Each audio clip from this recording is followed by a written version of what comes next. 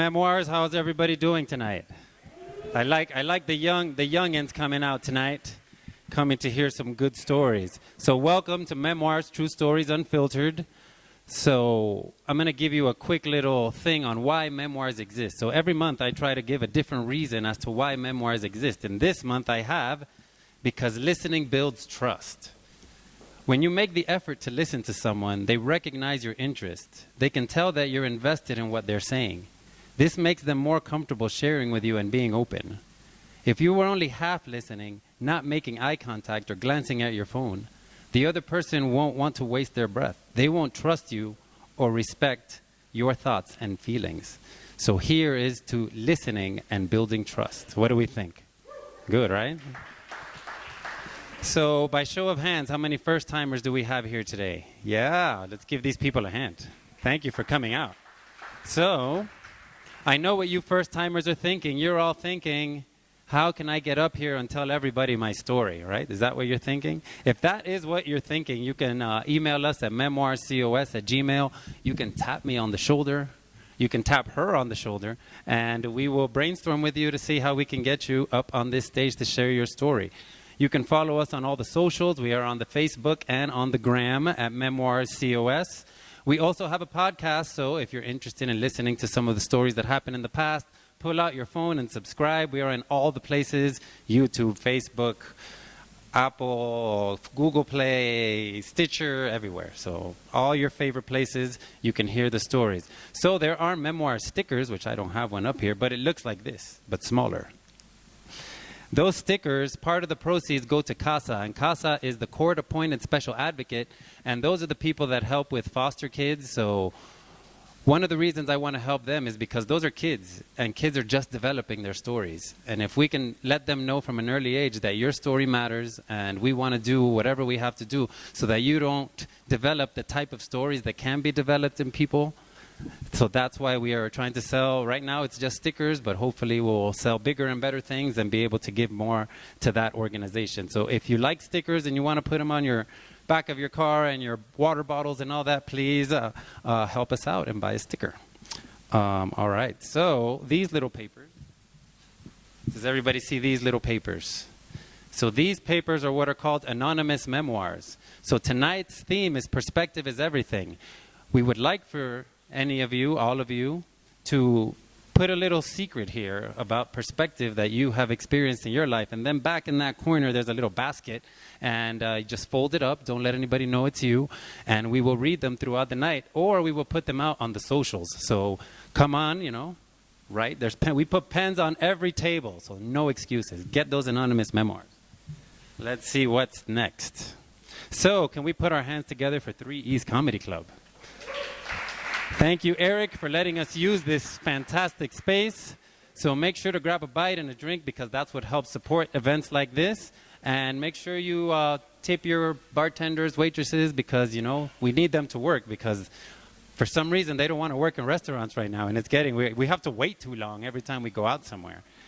All right, so I would like to thank my memoirs team, Maritza, Samantha in the front, Mandy Penn in the back, and don't forget to go do photo things. All this group of girls over here, I want to see photo booth back there in the break, because why not? And let's see. And thank you to all of you. Thank you, Colorado Springs, so give yourself a hand. And one more hand for our courageous storytellers that are about to take the stage tonight. Yeah. So tonight, the theme again is perspective is everything. We have Carissa Nelson that will be sharing Garden on a Grave. We have Peter Lynch who will be sharing Rewrite the Power. Finish it for me, Peter. Script. And Jamie Kimes behind the window. Yes. And now I'm going to share my anecdote for the month for this perspective is everything. So today is my son's 21st birthday. And I know that this is how you know perspective matters, because I barely look 21, right? So let's see here. Aaron, and I think he's watching because I sent him the link. So Aaron, welcome to the world of adults. I hope you gain many useful perspectives here. Honestly, it's not always as cool as we imagine it when we're teenagers. There's a lot of wondering, doubting, and failure. that will hopefully guide you towards success. There will be tears of both joy and pain. There will be trial and error before discovering the perspectives that will make life truly work. My wish for you and your life is that your memoir becomes everything you dream it could be. That you will always have big and beautiful dreams, and the passion, determination, and perspectives to put your head down, grind, and make them a reality. Don't ever forget that we're on the same team, and that no matter where you are and no matter what you do, you know to your core that I love you. I will always be here for you, my beautiful, beautiful, beautiful boy. Happy 21st birthday, Aaron Alexander Aguilera. Cheers and thank you. And with that, let's call our first storyteller up onto the stage. Carissa Nelson with Gardens on a Grave. Yeah. Take it off. However you want. You work out, so I know you could do this.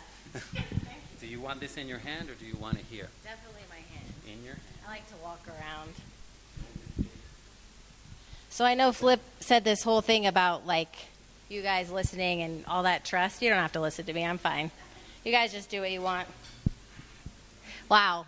I am so excited to be here. Are you ready for me to talk or what? Oh, good. So I'm Carissa. Really honored to be here to share a story that I have waited years to be able to tell an audience. So I'm hoping to just talk to you like I would talk to a friend and tell you a little part of an experience that I had and what it did for me and my perspective. If there's one thing I know for certain in life, it's that pain is inevitable, and suffering is universal. I've felt a lot of pain in my life. You can resist the blows that life deals you, or you can embrace that pain and have a full experience. You can sit with that pain and that suffering, and you can examine it. You can be curious about it. And you can have a full experience in that pain. Because when you have a full, authentic, real experience with pain, you come to understand it, and then you can do something about it. Today I want to tell you a story. It's one of my favorite stories, but it was also a story of the worst day of my life. It's become my favorite over many, many years because of what I was able to learn about myself throughout the experience. I'm going to show you how I built a garden on a grave. On August 20th, 2008, the day started like any other. I was living with a boyfriend at the time, and I woke up in the morning, and I woke up actually feeling pretty sick to my stomach. And I decided I was going to send my father a text message that told him I loved him. Now, this was weird for two reasons. One, do you guys remember 2008? We weren't really texting as much as we do now. That's like all we do now. And two, in my family, we didn't say we loved each other. We didn't hug. We weren't the mushy type. So it was very strange that I was like suddenly feeling this urge to tell my father that I loved him. So I sent the message, and I started to get ready for work, and I realized I had forgotten my contacts. I hate wearing my glasses. So I thought, maybe I'll stop by my house and get my contacts before I go to work. No. I'll just wait till my lunch break, and I'll go then. Go to work. Comes lunchtime, and I go home to my parents' house. I pull up and I go inside, and no one's supposed to be there. I don't see anyone. I'm preparing my lunch like I would normally do. Now, I should probably tell you that I was in California at the time. I don't know if any of you have drank water out of the tap in California, but you can't do it like you do it here. Colorado tap water, so good. Needless to say, we drank bottled water in California. The reason I tell you this is we had a refrigerator full of bottled water in our garage. So naturally, I get my lunch, I go get my water out of the garage, or I go to get my water out of the garage. So I walk up to this door, the garage is behind it, and I open it. before I tell you what was behind that door, let me backtrack just a little bit. As a kid, I was pretty shy, but I had friends. I remember one particular birthday, I invited like 30 girls to my birthday party, and we were like 10, and my dad had no idea what to do with us. There were so many of us there. I had friends, I danced, I was a happy girl. But teenage years were rough, right? Teenage years, ugh, no. At 15, I was raped by I thought he was my friend. He had made a bet that he could sleep with 2 girls in one night, and I happened to be one of them. That took me off into a tailspin. I started binge drinking. I developed eating disorders. I went back and forth from being anorexic to bulimic. I started to sleep with just about anyone who would give me attention because I thought, oh, surely they must love me. No. I ended up in juvie, and things were pretty rough. I thought for sure I had hit rock bottom. Boy, was I wrong. You know that phrase? Oh, once you hit rock bottom, there's only one way to go. Up? No. Someone just took a sledgehammer to my rock bottom, and it opened up an abyss. I didn't think life could get any worse. So back to the door. I open the door, and I find my dad. He's dead. At first, I see his body, and I trace my eyes up to his face, and I realize, yep, he's dead. Now, I'm going to spare you the details of what I saw, because that's not the point of today's story. It's a story for another day of how he died. All you need to know is that he made a mistake, and that mistake killed him. He didn't mean to die, but I found him. In the seconds that followed, I turned my back to that garage door, and I ran, and I locked the door behind me. And I always find this interesting, because even though his body wasn't moving, I swear he was chasing me. Like he's thinking, oh, shit, what did my daughter just walk in on? In the seconds that followed, I grabbed my purse, and I grabbed the phone, and I dialed 911 like they tell you to do. And I'm running around the neighborhood trying to do what the dispatcher is telling me to do. Within minutes, the fire truck arrives.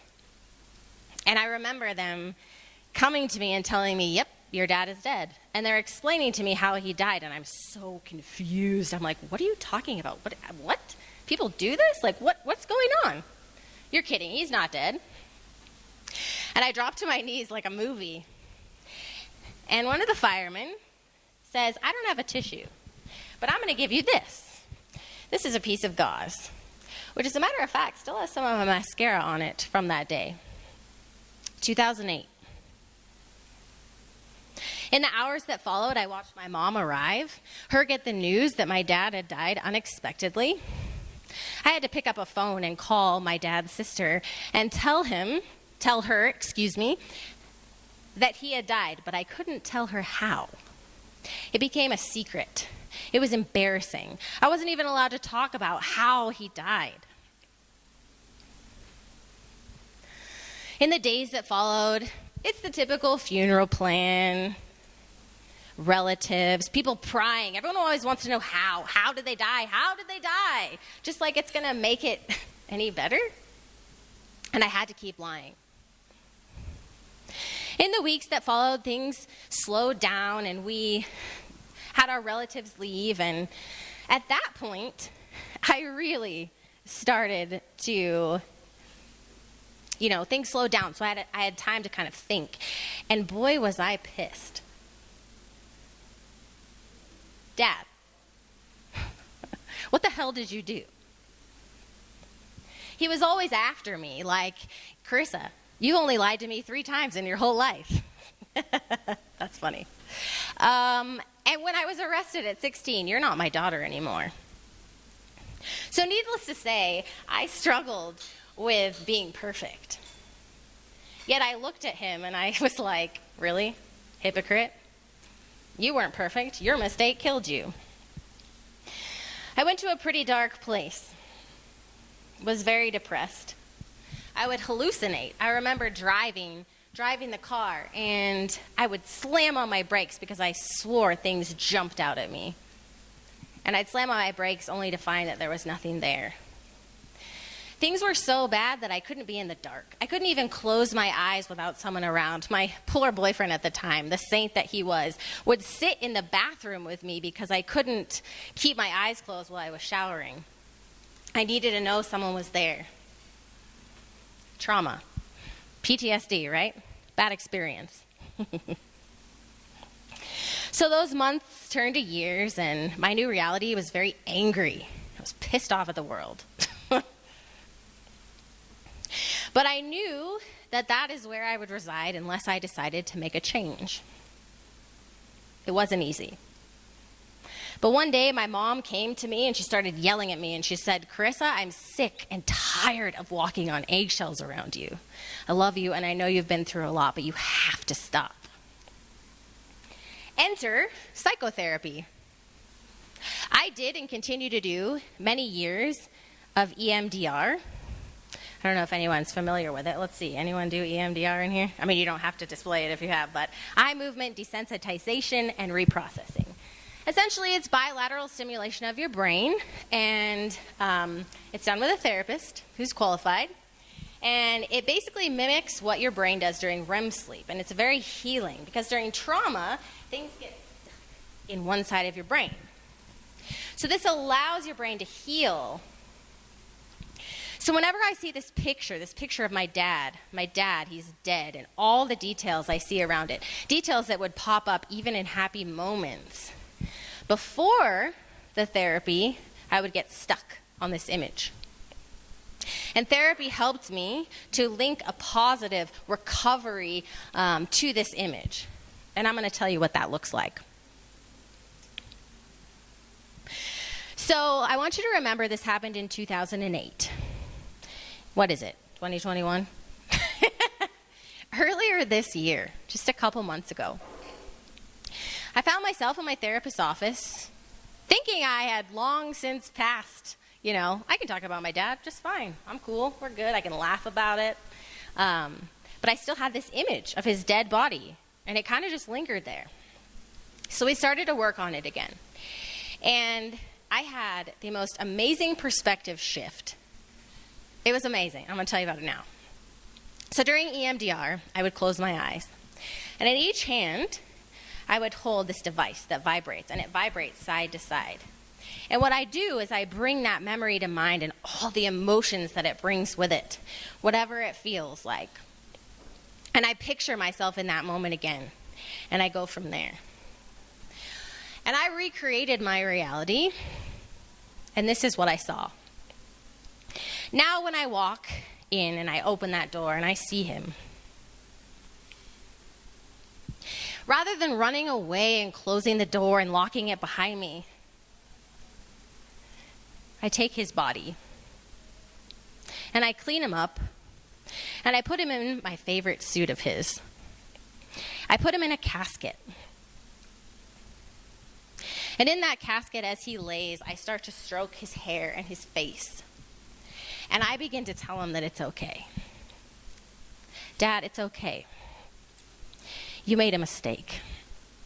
And sure, that mistake killed you. But we all make mistakes. It's okay. In that moment, I felt so free. Like I didn't have to be so perfect anymore. From that moment, I closed his casket and I put him in the ground and I sat and I waited. And eventually, I started to see these little buds sprouting out of the ground. And those buds did what? They grew into flowers. And those flowers became a garden. And in that moment, I realized, surely, if flowers can grow out of his grave, then surely I can make something beautiful out of my life and my experiences. As I was talking to Flip about this, maybe a week or two ago, it was really fun because we started talking about shit. It stinks, right? People say shit happens. Yeah, it absolutely does. But it's what we do with that shit, right? Because shit can be used for fertilizer, right? Okay. And what is fertilizer? Fertilizer is used to supply a plant with an element that it's missing to help it with growth. Thus, I know that the painful experiences, the shit that I have had to stand in and smell until my eyes burn and I want to give up on life, that very same shit became the fertilizer that would help me grow and be forgiving and understanding and accepting and non-judgmental of where people are on their journey. And out of that fertilizer grows flowers and gardens. Shit is everywhere, but we need more gardens. Pain doesn't end, but we can change our relationship to it and turn it into something beautiful. So I just want you to try. If I could leave you with one piece of advice, it would be to stand in your shit and own it and turn it into fertilizer and turn it into something beautiful. And one day you're going to be able to look at it and you're going to say, I did that. I built something beautiful out of that shit. And that is how I built a garden on a grave. Thank you.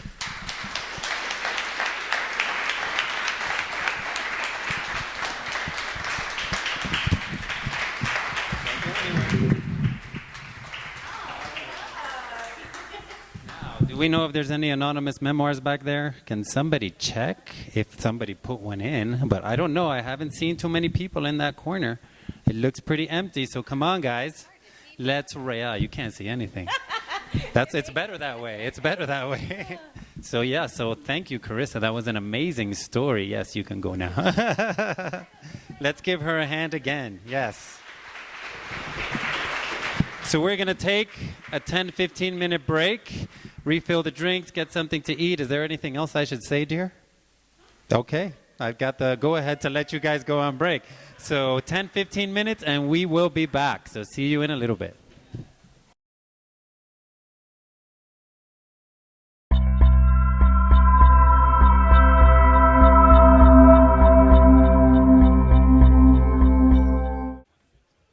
All right. It's time to get those seats again. I don't know where you want to take them, but take your seats. No? That one didn't land? All right, so how was that first story now that it's had a moment to sit? Yeah, that was extremely powerful. So just remind you guys, we are on the socials. This is being live streamed, so you can go to Memoirs, True Stories Unfiltered, or Memoirs COS, hit the like button, and you can watch this later on if you want to share it with your family, friends. If you know somebody who needed to hear that story, you can just share it with them. All right, so are we ready for our next storyteller? All right. So let's welcome Peter Lynch to the stage, and his story is Rewrite the Power Script. Let's give him a hand.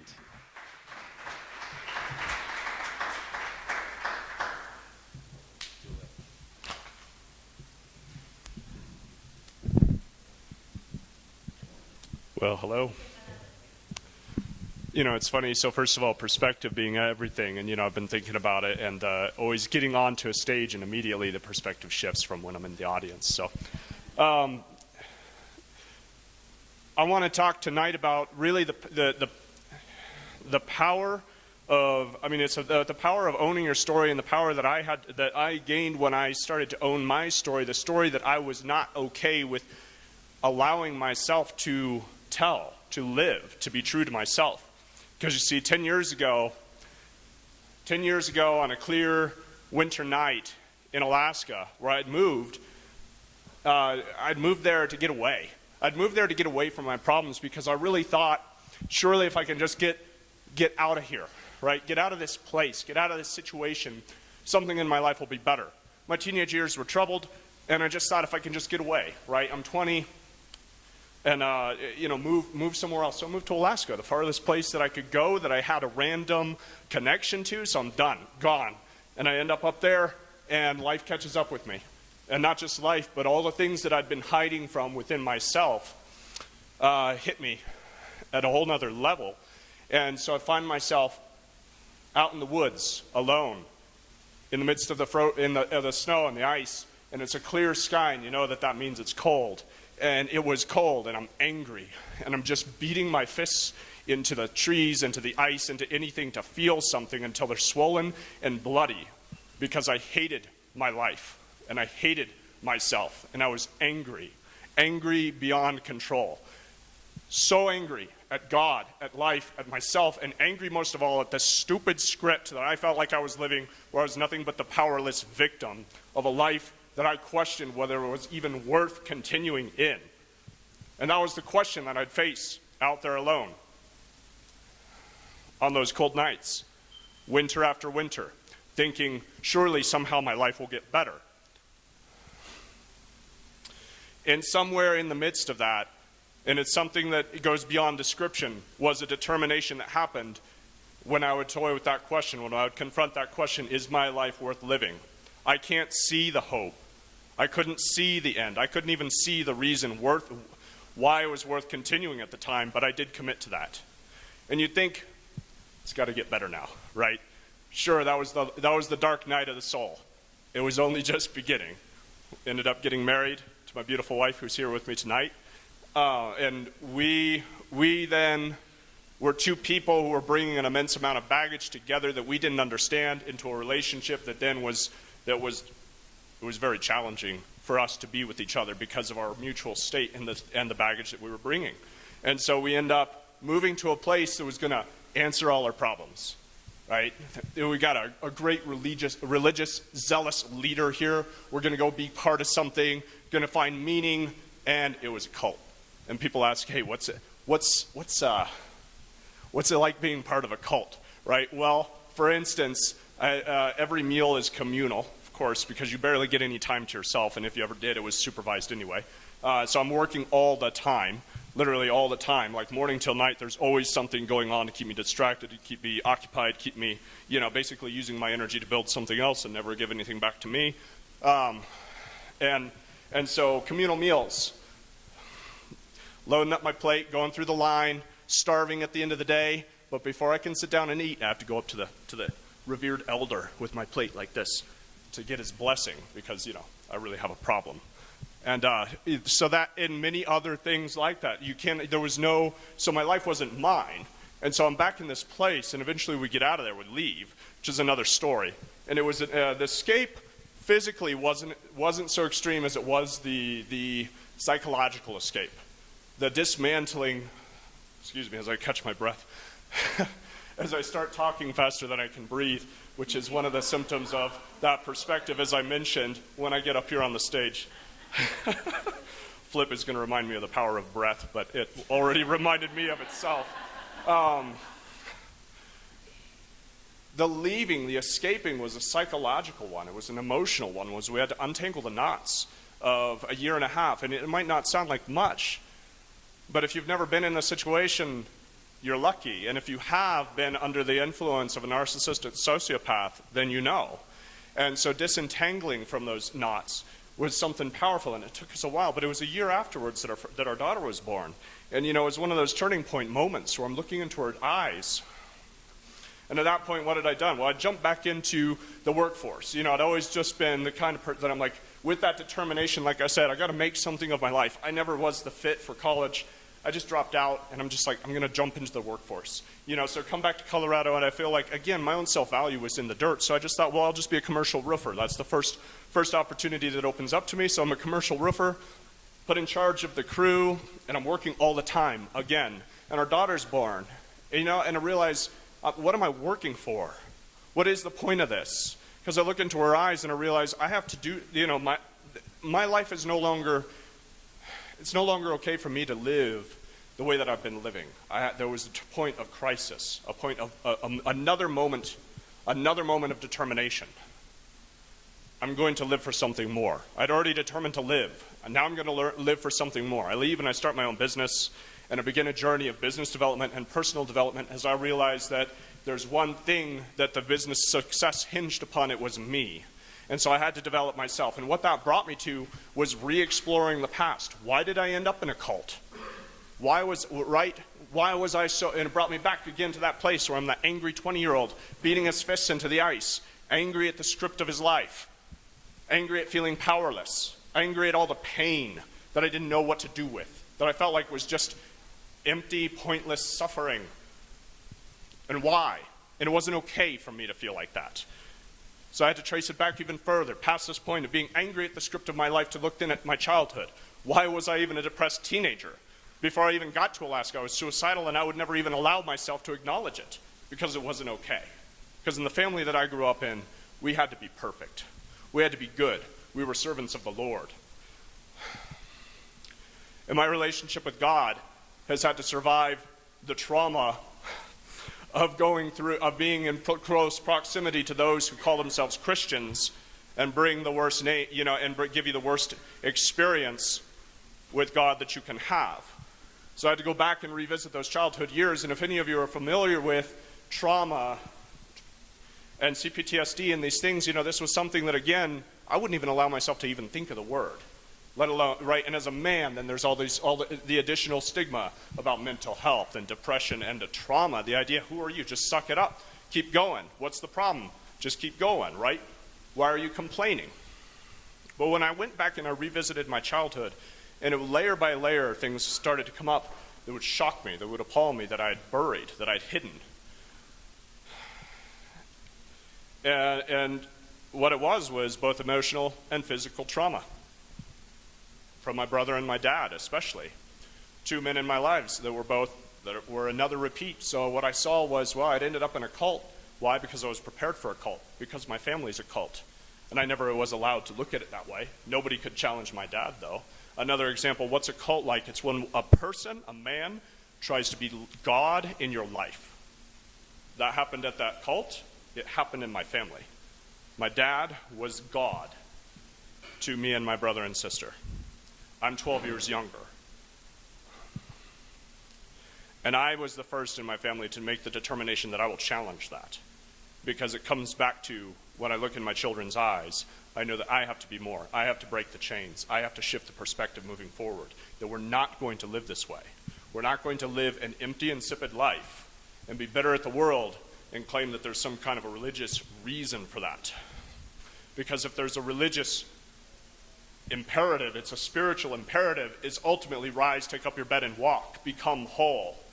And if I was going to live my faith, I had to do that. And to do that meant to rewrite the script. Because as angry as I got at these dark times when I had the hardest realizations of just how messed up I was, because yes, I had to confront that I would have panic attacks. As a grown man, I would have panic attacks when I'd have the slightest degree of challenge or conflict with another grown man. It would make me crumple, and I couldn't handle it. So how does that affect job searching, interviews, going for promotion, all those kind of things, handling business transactions? It was pretty miserable. But until I started to look at it, and the first temptation is, again, to feel like a victim of my circumstances. I didn't ask for that. I didn't ask to be beaten as a kid and to have this trauma. But I have it, and the perspective is then, again, I'm raging at the script of my life until I look down and I realize that I hold the pen. And if I allowed it to be, I can allow something new to be. If I wrote that, because it's about how I respond, if this is what has been written, then I can unwrite it and rewrite it. And so pain itself becomes my path to power. Because my experience now, the education that I had, I dropped out of official schooling and I have no certifications, but I tell you that what it gifted me was a deeper understanding of the human psyche than most have through hard experience that I wouldn't wish upon anybody. And it gave me a deeper understanding of the power of communication, which now I implement all the time in my work where I help businesses grow through their sales and marketing. What do you think that is? It's communication. And also the ability to step into your own full power as the business owner, because the business hinges on you. So everything shifted when I realized that I was the author of my life, and that it's up to me to claim the power that comes only through pain, as we just heard.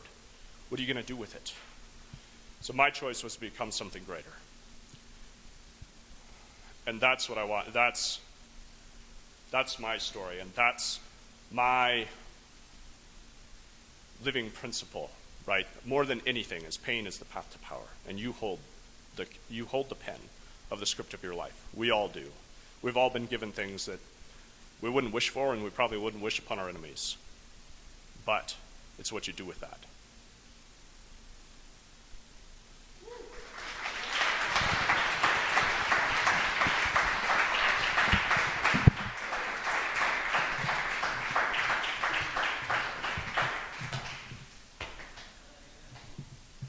I don't plan that, but the message is coming in clear, right? Shit and pain are what cause growth. So for all the people out there that are trying to run away from it, we've got two stories that once you turn and face it, that's where all the magic's at. Any anonymous memoirs? Woo! Peter, get back here. We got an anonymous. Do we have more than one? All right, Carissa, get back up here. We got two to read. Let's see here. Pick one. Pick one. You don't know how to read? Here. You look like you got the one with the most. You got a novel. That's why I picked it. Our first overnight camping trip started out beautifully. The sun warmed our bodies. There was not a cloud in the sky. At 1 a.m. the next morning, we were hiking over a mile from our flooded tent back to the car where we shivered until morning. Now, every available time we have off of work, my wife plans our next backpacking or camping trip. When I hear her share our first adventure with others, I fall in love over and over again with her beautiful perspective on the rain. That's so sweet.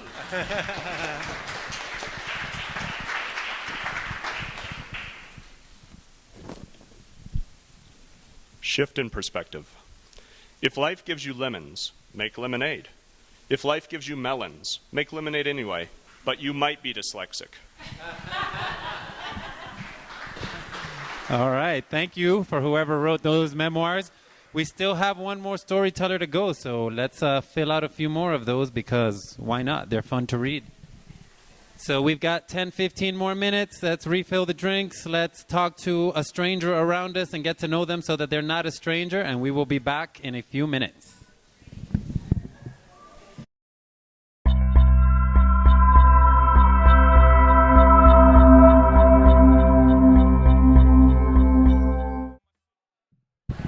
All right. Are we ready for our last storyteller of the evening? Let's take our seats back from wherever we brought them from the first time and put them back where they are now. No? You're the only one. You're the only one. And I know my wife is going to tell me I need to change the lights before this next storyteller comes up. So what do we think of this perspective is everything theme of tonight, right? It's very, very strong and powerful. And I know Eric said he's going to come talk to us after Jamie's story, so let's stick around and hear what he has to say, maybe the things that are coming up here at 3E's. But for now, it's time to get to our final story of the evening. So please, let's put our hands together for Jamie, whose story is Behind the Window.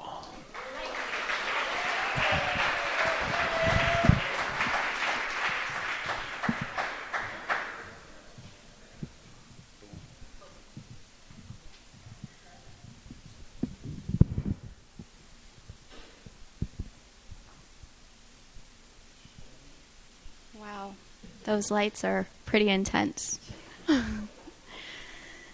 This afternoon I was trying to practice a little bit, and earlier this week I was trying to practice, and I just kept hitting this wall where I couldn't even get a sentence out. And I was like, what happens if I get up there and like nobody's interested, or like this story just doesn't even matter, or it's boring, or it's something. And it reminded me of something I read probably on Facebook that said anytime that we come into a new environment, we're asking each other three questions. Am I safe? Will I be heard? And do I matter? And I guess my intention for this next 15 minutes or so is that when we all leave, hopefully, we all feel just a little bit safer in the world, including me. And we all feel a little bit more heard, or at least that there's the potential to be heard. And that we know that I know that my story matters, and that everyone here knows that your story matters. So that's kind of the goal. Thank you. We've all heard the statement when people say we only use 10% of our brains. What if that is just a matter of perspective? And what if instead we only have access to 10% of our brains? And what if the other 90% is on the other side of a window? I have an interest. I'm going to sit because that's just my thing. Second here. Can I spin? Oh, that makes it even better. The other way.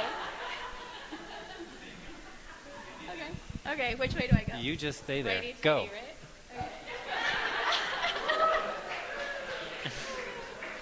Spot. Wow, I'm dizzy. Good enough. Okay. It's still not low enough, but that's okay. It's the beauties of being short. Okay, so we've heard that you only use 10% of your brain, but what if we only have access to 10% of our brain and the other 90% is on the other side of a window?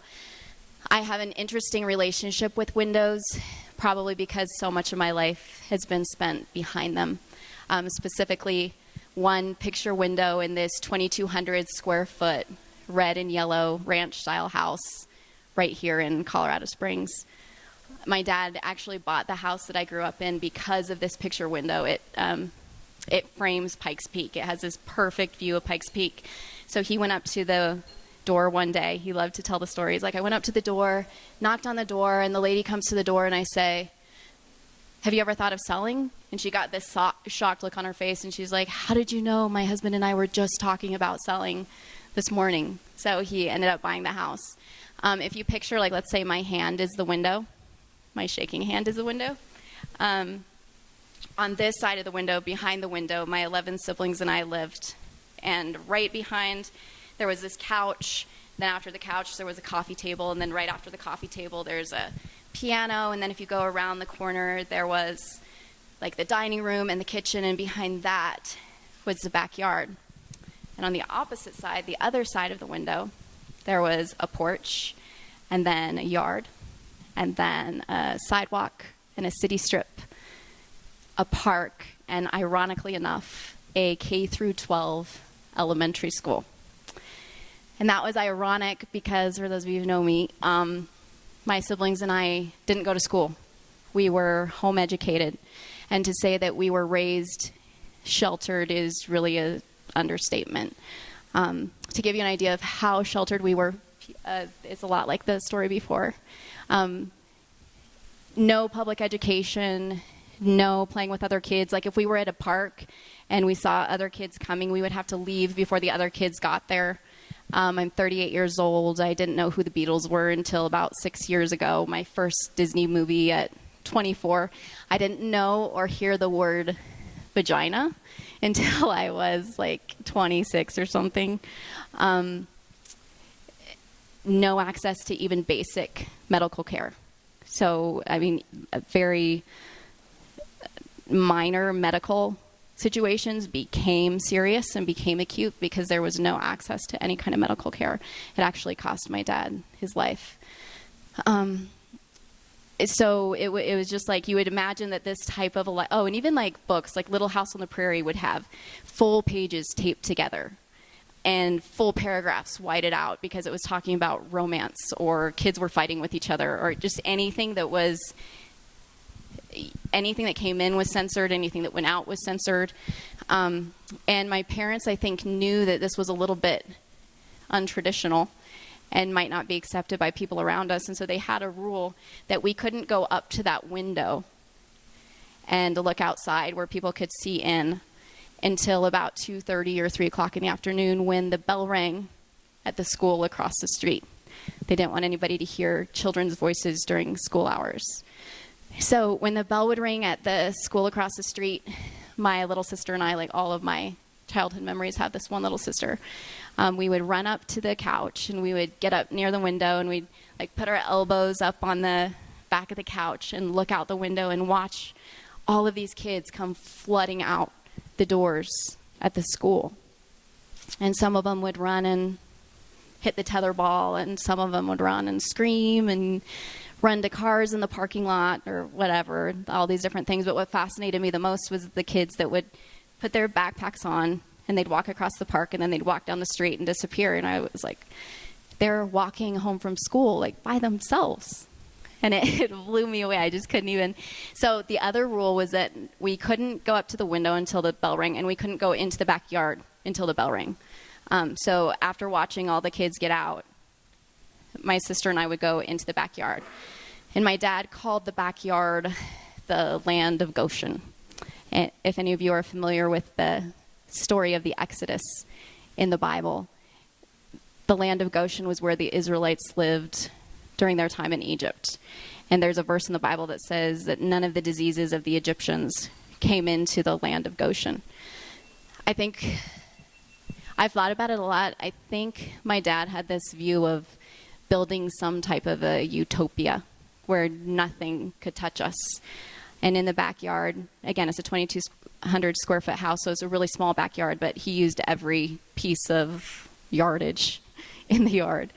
There was a slab of cement for us to ride our bikes, like hairpin turns, and skate. And he had a basketball hoop back there. There was a Home Depot shed and then a tree with a rope where you could get on the rope and swing off and land on top of the shed. There was a little bench right under Mom's favorite apricot tree. And bikes and bins full of balls, all of that. There was a tetherball court with sand, and every night we would rake it so that it was this perfect, inviting tetherball court for the next day. So I think he just wanted to make this world where nothing could touch us. What is also ironic about that is I don't think that Dad ever thought about that when the Israelites were living in the land of Goshen, they were slaves. So my sister and I would go back into the backyard and we'd get our own backpacks and we'd put pens and pencils and paper and a snack in it. And we would start walking around the backyard, usually a couple times, pretending that we were walking to school. It'd probably take about 2 minutes, and at the end of 2 minutes, we'd come up to this imaginary door. And that's pretty much where our game ended because we had no idea what happened past the door, like past the classroom doors. So after getting to the imaginary door, we'd turn around, wait for the imaginary bell, and then run off and hit the tetherball and go down the slide and make some noise. And then we'd walk around the yard in the opposite direction, pretending to walk home from school. And it was my favorite game. As soon as we did that, then we would start again. And we'd just keep playing the game, walking to school, walking back from school, walking to school, walking back from school.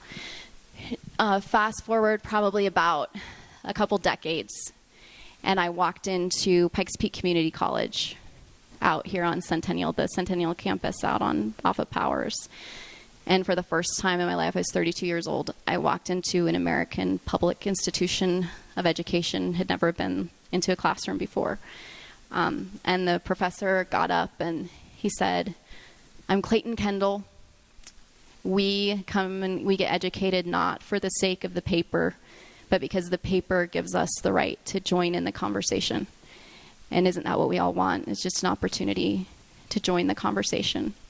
And all these emotions, like I don't even know where they came from, just welled up inside of me, and I started crying in the class because, number one, it was a teacher or a professor. I'd never had one ever before. And I didn't know the difference between a community college or Harvard, and if I did, on some subconscious level, I didn't care. I was in a classroom, and I was going to learn something. Fast forward again until about 6 weeks ago. I drove up to the elementary school about 15 minutes from here where my kids go to school. And I walked in the middle of the afternoon and said to the lady receptionist or whatever you call the people, I said, "Can I visit my kids for lunch?" And she got all excited. She was like, "Yeah, you can totally visit the kids for lunch. You just need to get on this badge and you should go and volunteer," because I used to volunteer when my kids were in school and I wasn't working either. But I was working. I just...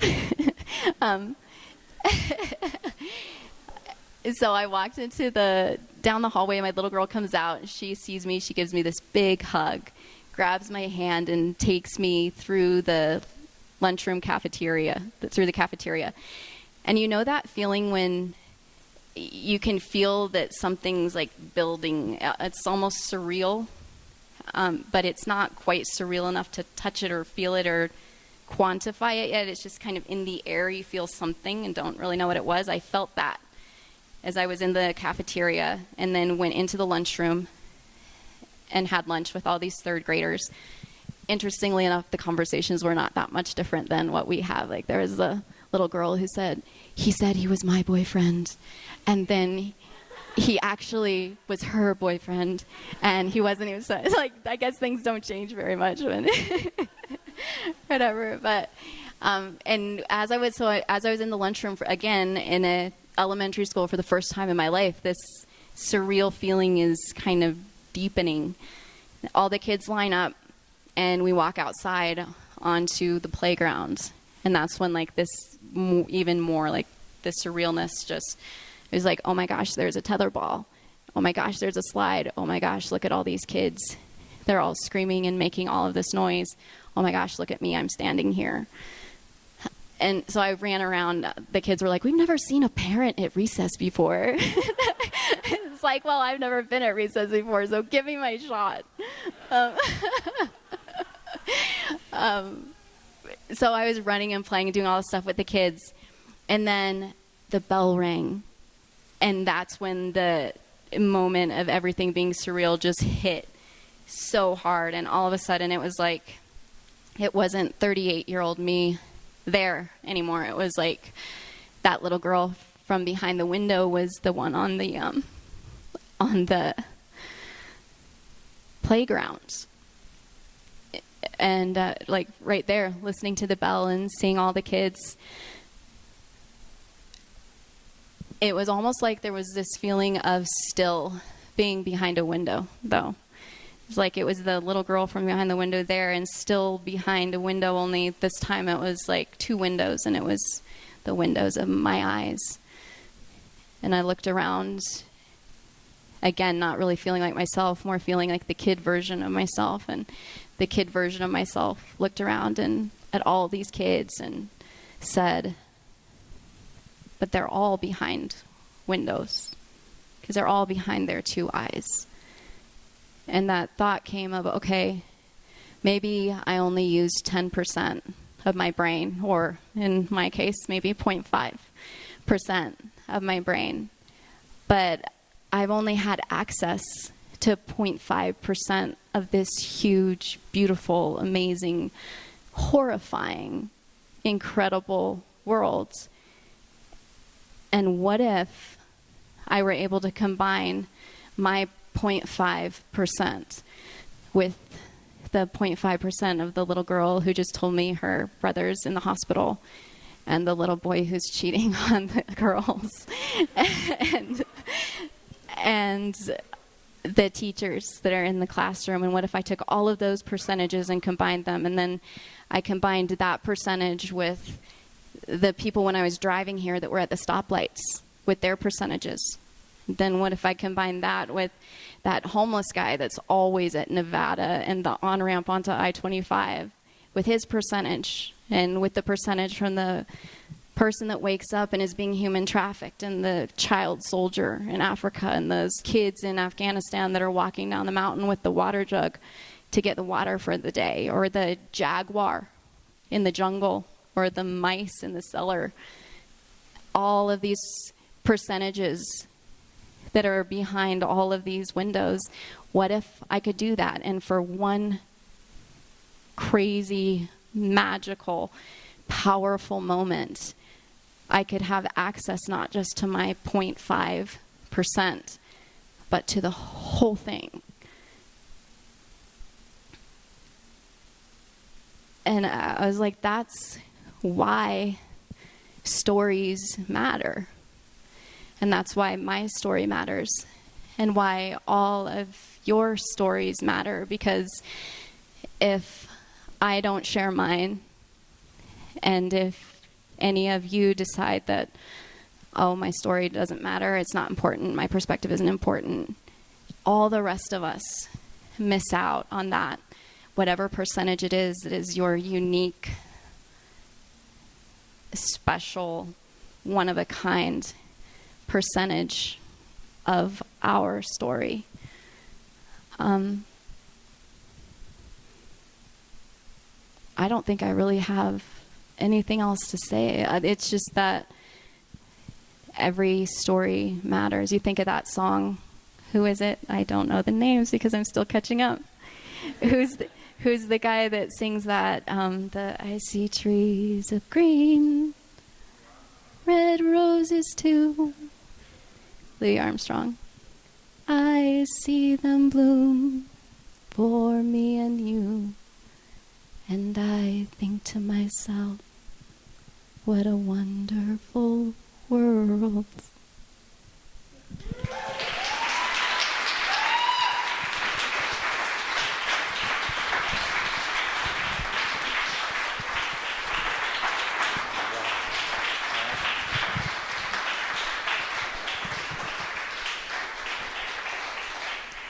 You know, there's a lot of nihilists in the world that think that there's not a lot of amazingness in this world, but this room is full of amazingness. So I don't know what those people are talking about. They need to stop wasting their time with that mindset. So what did you guys think of this episode of Memoirs? We have a Jamie. We have some anonymous memoirs for you to read. And Eric, wherever you are, I know you said you wanted to come up. And Carissa, could you please grab me my papers that I left over there so that I can read the ending thing? Okay. My freshman year, I was forced to do things with a friend of mine. Never saw it as sexual assault until about a year ago. Today, I chose to forgive him and not let it stop me from thriving. Perspective is everything.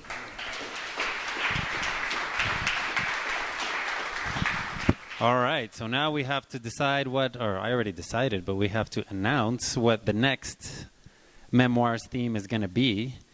So, next month's theme, I have a little paragraph here. In moments when we choose to rise above obstacles, we become stronger, more determined, better in so many small and large ways. We become more deeply committed to a life of purpose and meaning and personal decency as we come to feel a broader connection to the shared experience of humanity. And I know there's already one pre-speaker here. Raise your hand, Jenna. So Jenna may be sharing her story next month. Yeah. And the theme for next month, since it is Thanksgiving, we will add thankfulness to it, but it is thankful for the obstacles. So that is next month's theme. I've got that written right here next. I said, if this theme hits you in the soul and you want to join Jenna, tap me on the shoulder, tap her on the shoulder. You can email us at memoirscos@gmail.com. Next month, we will be here November 22nd instead of the last Monday of the month because we don't want to deal with Thanksgiving weekend, so we'll do it before that. So just mark it in your calendars. We will remind you also. So November 22nd, we will be off for December, so I hope you miss us and you come back in big numbers in January. But before then, let's welcome Eric on this stage to let us know what's going on.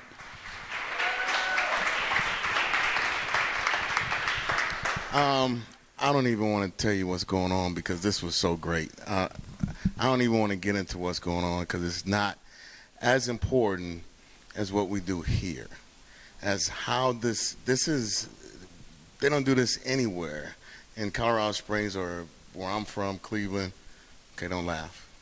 But this is great. Tell people about this. We're going to really promote this because this is what we need right now. We need people talking and listening to each other and telling people their stories so they can relate because we all can relate. So, you know, my comedy here is great, but I look forward to this last Monday of the month. So keep doing what you're doing. Bring people here to listen to this. This is just wonderful to me, so thank you.